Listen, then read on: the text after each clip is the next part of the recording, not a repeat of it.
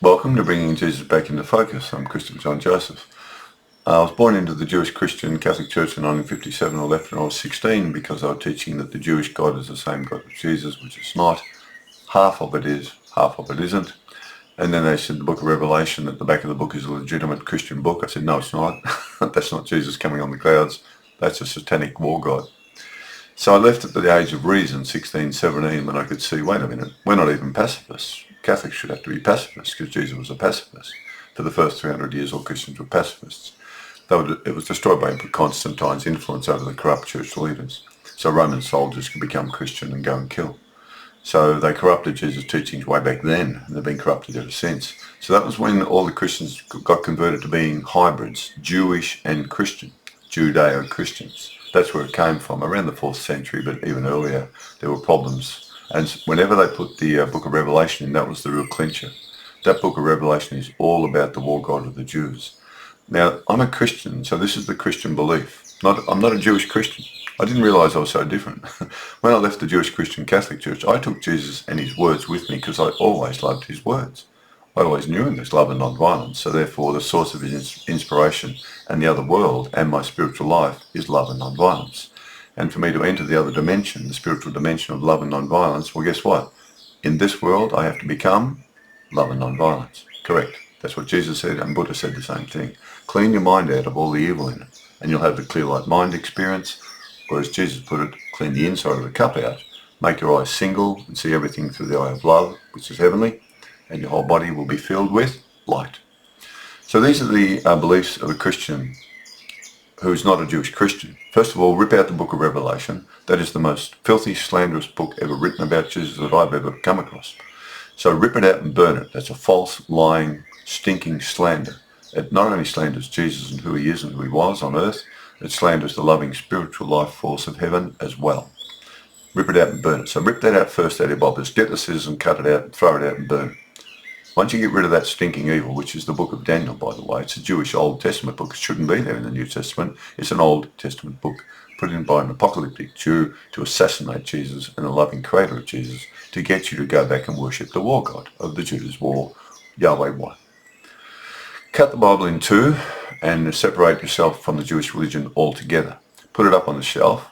There are some references of love in there, but also the Quran has love in it, Buddha's teachings, the Bhagavad Gita, the Sikh religion. There's love all over the place, but the Jewish religion worships two gods.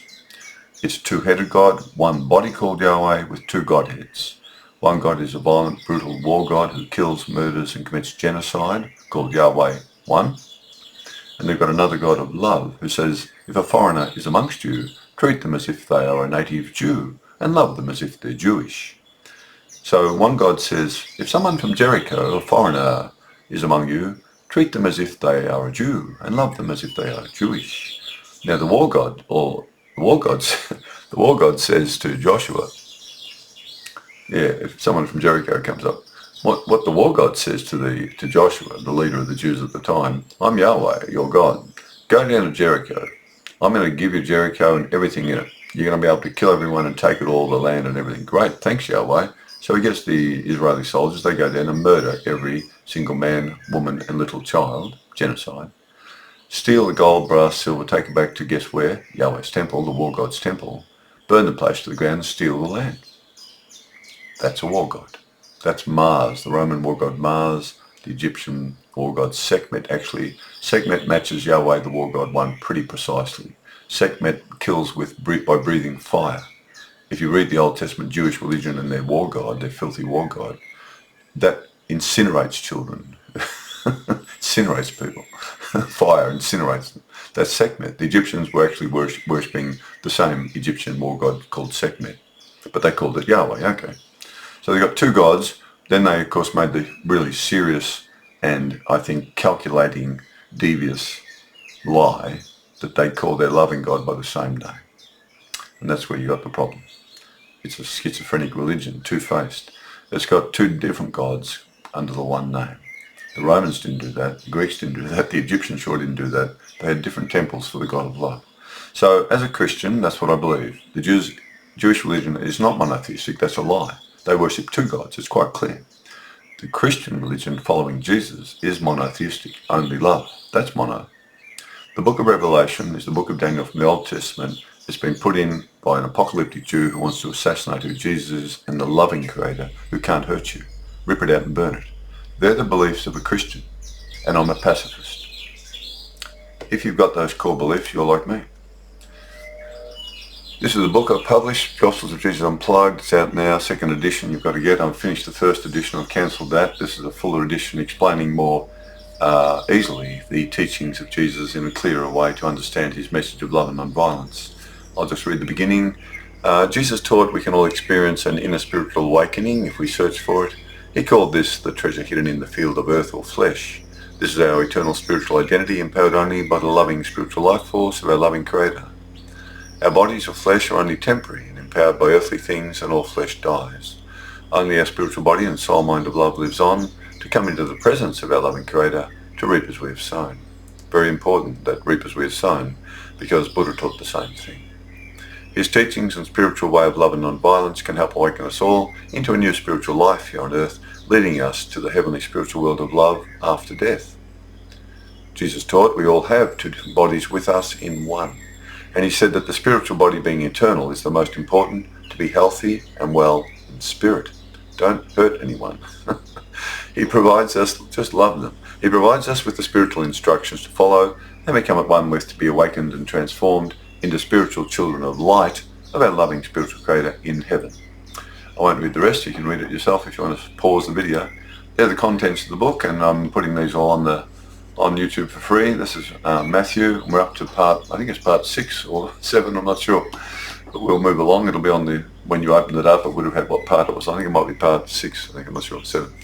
Now I'll carry on reading now. So the odd thing about me, and I didn't know how odd it was, how weird it was, I'm a Christian. I'm not a Jewish Christian. I'm not influenced or poisoned by the Jewish war god at all. I never have been, and I never will be. And the things I've told you are the truth, as Jesus taught them. The book of Revelation is slander. Rip it out. Burn it. Cut the Bible in two and get the new wine out of the wineskin. Separate the two wineskins. The two wines should not be in the one wineskin. The old Jewish two-headed God religion should not be in the singular God of love religion. They're two different religions. The Jewish religion is dualistic. Anything that's dualistic is divided within itself and in darkness. If you worship a murdering Yahweh war god, you are in darkness, and they are. Jesus is only with love. He's in the light. That's why he became spiritually enlightened. That's how he became spiritually enlightened. He only recognized the loving Creator. So we'll move on now. Spiritual circumcision. This is from Thomas. You won't find it in the other Gospels. Thomas 55. The disciples then asked Jesus, is circumcision useful or not? Jesus answered them, if it were useful, then a father would produce children already circumcised from their mother. Rather, the true spiritual circumcision is useful in every respect. Author. Jesus is not concerned about the body of flesh too much, as it is only temporary. The Jews thought that if they circumcised an infant, that would somehow make them a child of Yahweh. Jesus says it is useless. But becoming an awakened spiritual child of our loving spiritual Creator, filled with her loving life force, is the true way to become a child of our loving Creator. See, spiritual circumcision, you're cutting away the attachment to the material world. That's what you're cutting away. Greed, power, dominance, ego. That's what you're circumcising off, your identity. You're removing the dirt. Circumcision, you cut something off, right? So you cut off all the dirty things on your spiritual body covering it. You cut them off. And you're just left with a beautiful spiritual body and you are a beautiful spiritual child if you want to be. That's what Jesus is saying. You must want to be. Thomas is great. I love Thomas. I'm so glad the Jewish Christians tried to destroy it because there's too much truth in it, revealing the lies in some of the Gospels. Transfiguration, spiritual body. Matthew 17:1-9. Jesus took Peter, James and John, his brother up onto a high mountain by themselves. And as he was praying, the visible form of his appearance changed, and his clothing became like radiant white light. And when Peter and the disciples saw this happening to Jesus, they were perplexed. Then a cloud overshadowed them, and a voice from the cloud said, "This is my beloved spiritual child, listen to him." When the disciples heard this voice, they fell down to the ground in fear. And when they raised their eyes to look, they saw no one but Jesus there. And as they were coming down the mountain, Jesus ordered them to tell no one what they had seen until the spiritual child of humanity is raised from the dead. So they kept what they saw to themselves and wondered what the rising from the dead meant. They still didn't know that we all have two bodies and Jesus' spiritual body was fully alive. He had to slowly bring them into it. Author. Here we see the awakened spiritual body of Jesus still within his body of flesh that he was teaching about on display before the disciples. This is the body of light and spirit that Jesus said we all have within us like a treasure in a field of flesh to find, bring alive and live out of. He only chose a few close disciples to see his spiritual body glowing, as the others were less prepared. But even they were confused by seeing the radiance of his spiritual body. The Jews knew nothing about this, so he had to gently lead them into it. Later, after he rose in his spiritual body from his dead body of flesh and appeared to them in his spiritual body only, these three disciples would then understand he already had his spiritual body while still in his body of flesh. They'll realize, oh, that's what we saw on the hill. That was that glowing we saw. He was glowing. That was his spiritual body. See? That's why he did it for them. Later on they could understand we've all got it with us now, but you don't see it all the time. I mean, you don't see any spiritual bodies generally, but Jesus was so enlightened he could actually just move in, focus on his spiritual body and started glowing. And then he just, moved back to his normal mortal body of flesh thinking, Just as we all do. But not everyone has found their living spiritual body empowered only by the loving spiritual life force of our loving spiritual creator. So we've all got one of these. And sadly, some children even become evil shadow figures formed out of their own imaginations and egos. These children are devoid of the light. All the mass satanic murderers in these armies, the Israeli army is satanic, Hamas is satanic, Russian army, Putin satanic, Ukraine satanic, Iran satanic. All these, Hezbollah satanic, all these children who kill and murder other children. They're Satan's children. That's what satanic war gods do. They kill other children, steal and murder and kill. Children of heaven, which I wish to be and am trying to be, and you should too, we're leaving this world and going to a much more beautiful world by becoming children of love and non-violence now to get ready to go to a world of love and non-violence. So our spiritual body will be beautiful. It appears in this world anyway, they're sort of glowing, and they're only empowered by one thing, and that is this loving spiritual life force of the loving spiritual creator in the heavenly spiritual universe and world. So it seems her life force just creates everything, but nothing there dies, nothing can be harmed, there is no pain or suffering. You're in a different dimension that doesn't exist there. It exists here because we've got bodies of bones and flesh and nerves and electric currents in nerves and pains and chemicals. And the body creates all these terrible agonies and tortures for us and some ecstatic pleasure, but it's all chemically driven. Spiritual joy is different. It's very subtle and beautiful and light. And you can experience it by cleaning your mind out of all the evil things. Meditate on heaven. How to be a heavenly child now. And you'll start to open up to clear light mind experience that Jesus and Buddha both had. That's what I do. And I have experienced it at times away from the city. In fact, this image behind these words here, that's where I go out of Melbourne to be closer to heaven and God and Jesus, to the loving Creator. I sit up on a hill, there's kangaroos there, often there's kangaroos sitting there with me. And it's really beautiful. I just sit there and just think of heaven. And my mind becomes more heavenly. My thoughts become more heavenly. I want to be a heavenly child. And then I go back into the city full of all sorts of children. Jesus again predicts his fate. Matthew 17:22-23. Jesus again tells the disciples of his coming fate, saying, the spiritual child of humanity will be delivered into the hands of men, and they will kill him. And when he is killed, he will rise again. But the disciples had no idea about what he meant, and they were afraid to ask him about what this saying was. So they didn't understand we've got two bodies. He was trying to gently move them into it, but they were Jewish and they had no idea about this. So He didn't want to shock them, you know. He didn't want to disorientate them too much, you know. It was enough trouble for him to get them to stop worshipping the dualistic two-headed God of the Jews, a brutal murdering war god and a God of love on the one body called Yahweh. He had to get them out of that first to understand there's a spiritual being in a spiritual universe that's only love, and the only way to get there is in a spiritual body, which you do have with you now like the treasure in the field. It took time for him to lead them to that point of understanding. But Christians should be there already easily. But if you're a Jewish Christian, you're going to have trouble. If you worship Yahweh, well, you're in trouble, because one of those Yahwehs is a war god.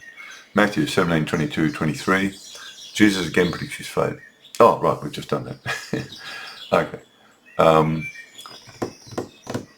Yeah, the disciples they did not understand we all have two different bodies with us right now. As Jesus taught, one dies and is food for the vultures, which is exactly his words in the Gospels. I'm surprised they haven't been cut out. Which is our body of flesh. And one is spiritual, raised up from the dead flesh to be taken to be near to our loving Creator in the heavenly spiritual world if we are ready. Now, if you look at that saying where two are in a single bed, two women grinding at a mill, you'll see the Jewish Christians cut out where the body that is taken goes to. They've cut it out. And even the Greek word taken that's in Jewish Christian Gospels, in my Gospel, taken to be near to our loving spiritual Creator. It's the correct translation. Theirs is just taken. And there's no answer. Jesus only answers where the body of flesh goes. Dead bodies of flesh are food for the vultures. He doesn't answer the disciples about where this other body is taken to be, because they cut it out. Because when you die, that's when your spiritual body leaves, and the Jewish Christians don't want you understanding the truth of what Jesus taught. They want to think your body's going to come up at the apocalypse. They're Jews who teach you that. I'm not a Jew. I won't teach you that. Jesus pays the tax. Matthew 17:24-27. Remember, the apocalypse is when you die. That's my apocalypse. That's the day of my ending of my physical life on earth, and then I reap what I sow. And everyone does. So be as loving as you can, and hopefully we'll all get to heaven, or I'll see you there, I hope. Hope I can make it. When they came to Capernaum, those who were collecting the 2 drachma tax came to Peter and asked, "Doesn't your teacher pay the 2 drachma tax?" He said, "Yes, he does." And when Peter came to Jesus, he asked Peter, "What do you think, Peter? From whom do the kings of the earth take taxes? From their children or strangers?" Peter said, "From strangers." Jesus then said, "Then the children are exempt. Nevertheless, so he caused no scandal. Go to the sea, cast in a hook, and take the fish that comes up first. And when you have opened its mouth, you will find a piece of money. Take it and give it to them for me and you." Author. Jesus is a fully awoken spiritual child of our loving Creator in heaven. He knew once his body dies, he's going to heaven. Paying taxes isn't of great importance to him. He is no longer of this world. He has little regard for the material earthly order to pay tax, money. But so he and Peter are not charged with an earthly offence. He pays the tax. So we'll pay some tax here. No worries. But he's really just totally spiritual now. That's his primary identity. Who is the greatest? Matthew 18:1-6. When they came to Capernaum and were in the house, Jesus asked them what they were discussing amongst themselves along the way. But they were silent, for they were discussing who was the greatest follower amongst them. Bit of ego shoving and pushing going on. Jesus called them together and said, "If anyone wants to be first, he must be last of all and servant of all." See, a spiritual child, we become servants of love from heaven to others. We bring love from heaven to others. We serve others with love. And he took a child and put him in the middle of them, saying, "Truly I tell you, unless you turn back and become like little children, you will never enter the heavenly spiritual world." He's saying, look, think back to when you were little children. You didn't have an ego. Put your egos aside, boys. "And whoever humbles himself like this little child is greatest in the heavenly world. Whoever receives one such child in my name receives me, and whoever receives me receives the loving Creator who sent me. But whoever causes one of these little ones to sin, it would be better for him if a heavy millstone were hung around his neck and he was drowned in the depth of the sea. Take heed that you do not despise one of these little ones, for I tell you, in the heavenly spiritual world their angel guardians are always in the presence of our loving spiritual Creator who knows all things." Thomas 81, Jesus said, "Let the one who is spiritually rich overcome the material world, and let the one who has power renounce it, and serve others.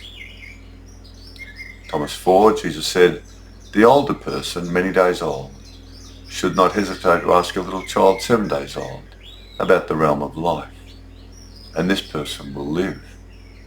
For many of the first will be last and will become a single one." Author. Jesus came to serve those in need both spiritually and physically.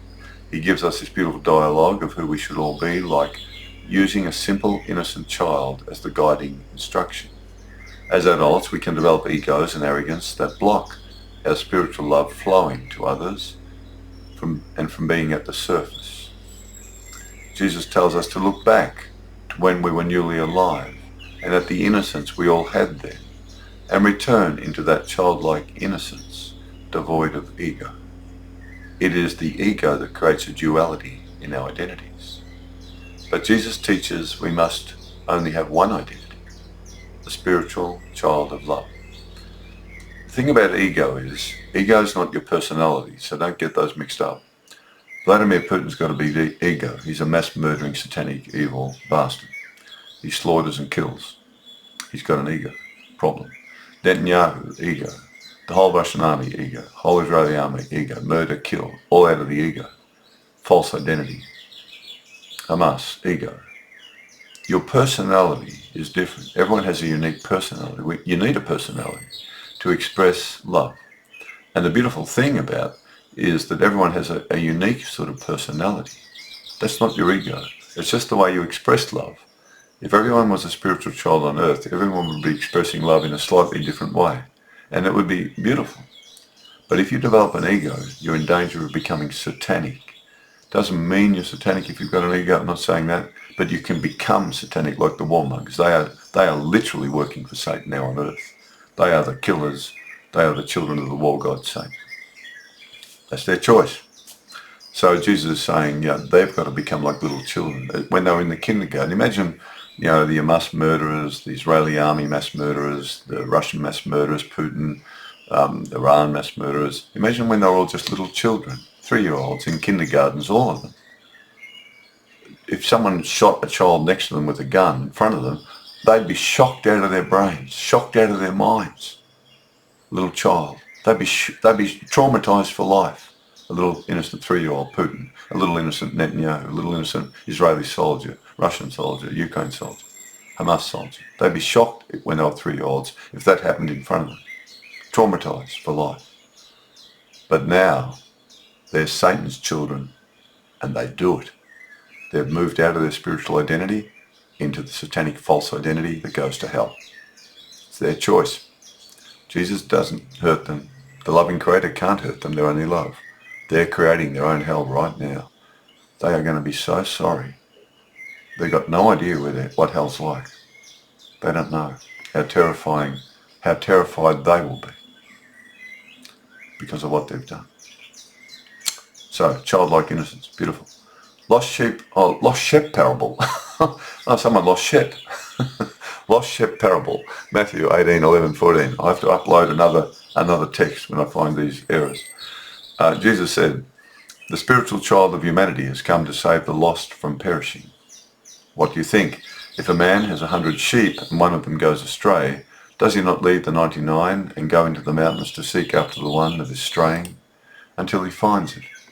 And when he has found it, he lays it on his shoulders, and he rejoices more over that one lost sheep than the 99 that never went astray.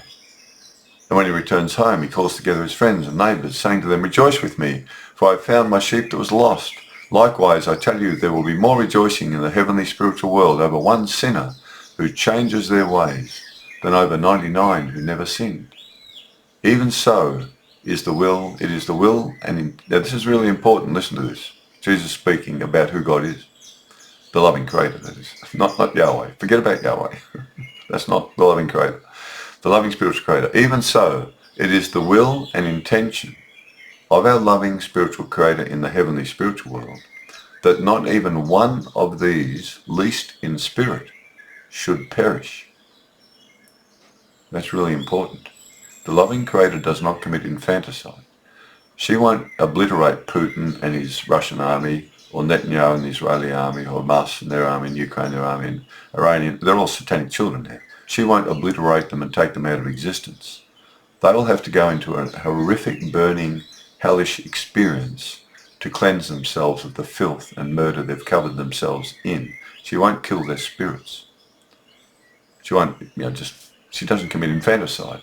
But they are going to be in so much horror, alone in darkness, experiencing all the deaths they've caused.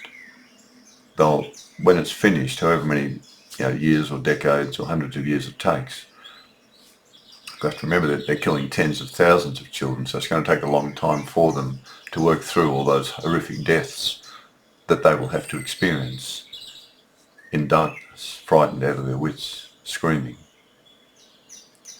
But at the end of it all, the loving Creator will still be there, shining her light and truth on them.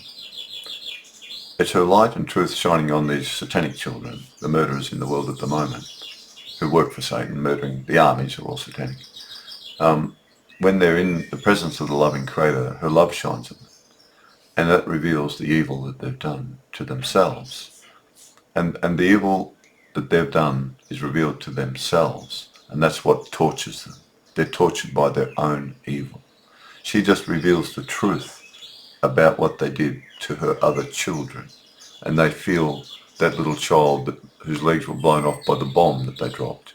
The person who dropped the bomb feels that. Their legs been blown off. So that's the direct karma possibility. There are other people say, well, they're going to have to be born again. All the Jewish murderers, the Jewish army, the murderers there, 80,000 Palestinians they've caused the death of. Well, they're going to have to be reborn 80,000 times and suffer death 80,000 times to even get close to getting to heaven again. So there are different. I don't know what the way is, but the direct result would be you're in extreme darkness, in extreme agony, experiencing exactly what you caused to others. So she doesn't destroy them. They have to experience the consequences so that their spirits can't be destroyed. Otherwise, there's no reaping what you sow. If you don't exist, you don't exist. And since sin is a gradient of sin, it doesn't mean like you stole a lolly in a shop, deliberately stole a Mars bar or something. Then the loving Creator incinerates you. For stealing a Mars bar.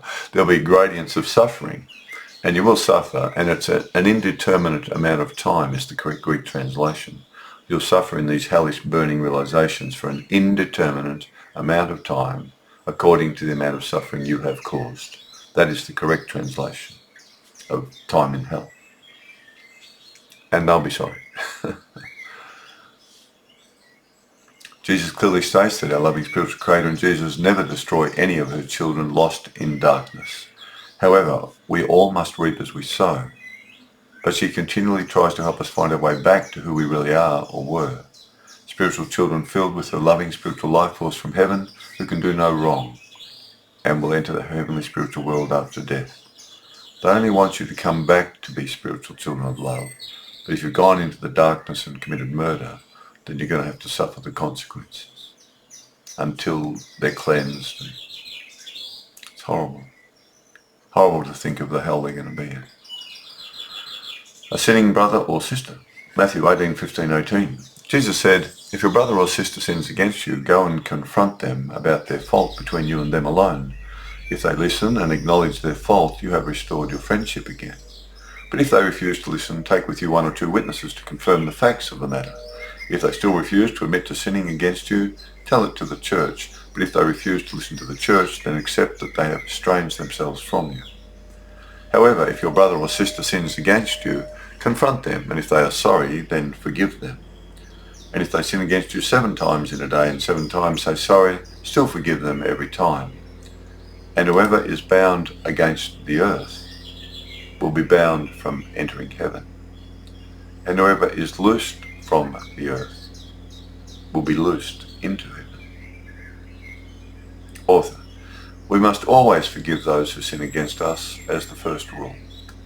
Then we can try to restore that break in trust by talking it over with the one who committed the act against us. Out of love for them, we hope to guide them into seeing the wrong that has damaged their spirit and your friendship, and restore them to good spiritual health. But if they choose not to admit their wrong, we must accept the loss of their trusted friendship, but still love them, feel sorry for them. Jesus then comments, if we are bound to the material world, it prevents entry to the heavenly spiritual world. But loosening yourself from things of the material world, including sin, will allow you to enter the heavenly spiritual world. I will leave it there.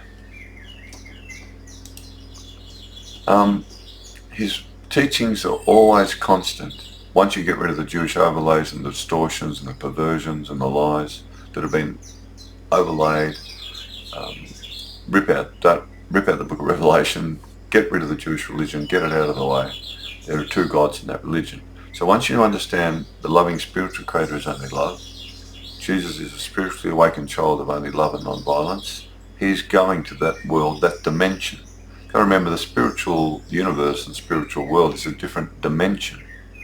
You can only get there in a spiritual body, not a body of bones and flesh and all the food we eat inside our stomachs and guts. That's not going there. I used to say to my sister Joan before she died, I don't think there's any toilet paper in heaven, he said, Joe. And she said, no.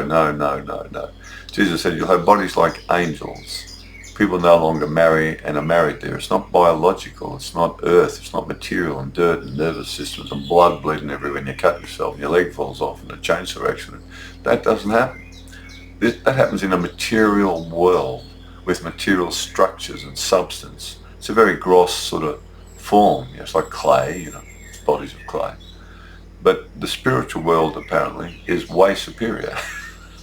So beautiful that we'll just be stunned if we're welcomed in.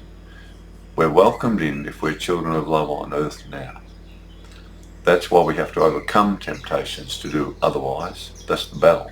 It's an internal battle. We can't change the world, but I can change myself. And then if everyone changes themselves, as Jesus would have taught, and all good spiritual teachers teach, all good leaders who are honest and kind, if you become kind, and I become kind, and your nation becomes kind, your nation is a kind nation. If you become full of guns and bombs and missiles and go and invade and kill other people's land and steal it and bomb it, well, you've lost the battle already to go to heaven. You're a loser. You're going to hell. And you won't like it. So the only way we can change the world is to become spiritual. There isn't any other way. I can't join the Army, Navy or Air Force in Australia. I'm too old to anyway, but I can't work for them in any way unless I was a doctor or a nurse. Then I could join. And then you have to treat the enemy just as you would your own soldiers, the so-called enemy. All armies are satanic because they're trained to kill other children. So I'm a Christian and a pacifist Christian. I'm only interested in dying and going to heaven. While I'm here, I'll do my very best to bring love from heaven here into this evil world. I'll do my best to do that. I'll be a bridge from heaven to earth if I can be. And I'll do that. But I won't pick up the gun or become like the satanic children. I won't join in with their evil. I have to be a light in their darkness. They're in the darkness already. So that's how we have to be. And that's the challenge for followers of Jesus and Buddha in particular, because they were both pacifists. Every Christian has to be a pacifist. That's the first thing. If you're a Christian and you're not a pacifist, you're not a Christian, you're a Jew. I'm sorry, but that's the truth. You are worshipping Yahweh, the two-headed God of the Jews. Conned by the Jewish overlays, conned by the book of Revelation, which is a filthy, slanderous book put in by an apocalyptic Jew who wants to destroy your understanding of the true loving creator of heaven and how to get there to become only love. Once you start worshipping the two-headed God of the Jews, you can go and kill again in the name of Jesus as well. Well, that is filthy slander. That's all I'm telling you. I'm warning you. Just stay with Jesus and the love of Jesus and the God of love, and you will be in heaven. When you die, and we all do, you will be in a much better world, more beautiful than anything I could ever imagine. But I have feelings about it at times and sort of senses about it that it must be so beautiful. There's no evil there. No pain, no suffering, no death. You don't eat. One Jewish Christian told me, I hope there's meat in heaven. I thought, oh, who's going to kill the lamb in heaven and put it on the barbecue? You know, these are Jewish Christians. This was a Jewish Christian elder of a certain church. I said, do you think we're going to have physical bodies? Oh, yes, yes, yes. Not spiritual bodies. Oh, no, no, no. Oh, do you think we'll eat in heaven? Oh, yes, certainly. Oh, yes, yes. We'll be eating in heaven. But our bodies are eternal. And I said, right. And I said, well, will we be vegetarian? Oh, no, I hope meat's there. I didn't say anything. I said nothing. I held my tongue. And I just thought, wow, who's going to murder the innocent lamb in heaven to cook it, the lamb chops? You see, the brainwashing mustn't override your common sense, your logic, and your intelligence. My father was a brilliant engineer with an extremely sharp mind. And my mother was a brilliant person too, but she was totally spiritual. She had what I call intelligent faith. We had great talks at the end of her life. I stopped work to care for her. And she had the most beautiful, intelligent faith as a follower of Jesus that I've ever met on earth. I'm really sorry she's gone. She was the best person for me to talk to. And I was her son as well. But we were just like friends who understood, this is the only way to get through this place. Love and non-violence. She knew. She knew Jesus, and I know Jesus. And I'm telling you, I'm a Christian. Jewish Christians are not. They're worshipping the wrong God. They're worshipping the two-headed God Yahweh. Only worship the God of love. Or if you want to delve into the Jewish religion, if you want to risk that, because it's dangerous, only look at the loving Yahweh. Never look at the satanic war God Yahweh. Don't acknowledge it. But you're better off not going into the Jewish religion at all, if you want my opinion. Better off reading Buddhist teachings. Well, bye for now. Love your way to heaven, or hate your way to hell. The choice is yours. Choose the first one, please. Bring love from heaven to earth. Love your family, love your friends. Love those wherever you are. Just try to love them. Be kind. Bye.